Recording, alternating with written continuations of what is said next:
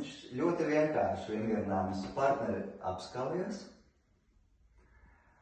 un viņi kopā ieelpo dziļi un kopā mierīgi izelpo.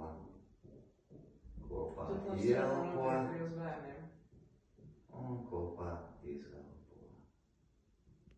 Ieelpo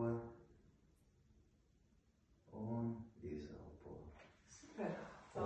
Un to elpu pakāpeniski dara lēnāku, mierīgāku, dziļāku, un tad faktiski ir tāda sajūta, ka tas kļūst par vienotu elpu, ka elpo vienā ritmā, un tas izveido ārkārtīgi spēcīgu tuvības sajūtu. Tev taisnība šo, ja vīrietis palīdz sievietē tādā kaut kādā stresa situācijā, un viņš viņu var pat tas būt tā, ka sieviete ļoti satraukta, un viņa pat tā kā negrib to, lai viņa vīrietis paņem cieši mādu rosteliņa mīlulīti, paņem un sāk elpo, un viss, un tad vīrietis savu vīrišķo spēku ieliek, un sieviete izkūst viņa rokās, un viņa kļūst kāds māsai vienkārši.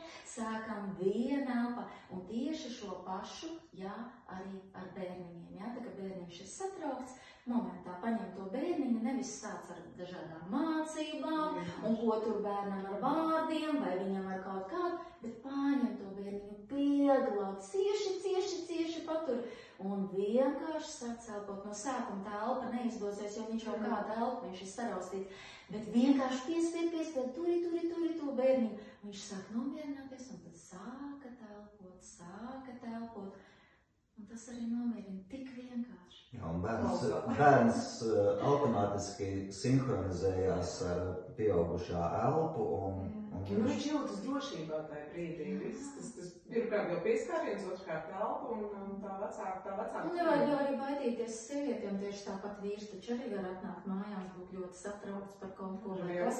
Sieva pieiet sievišķīgi, pieglaužās vīram, un sāk lēnītiņām elpot, paglāst viņam, kur vienā elpo, un vīrs jūt, ka viņam arī tad sieviete ir savu sievišķo spēku. Un tieši tā jau arī tā miedarbība ir. Kāda ir zināt? Tik vienkārši.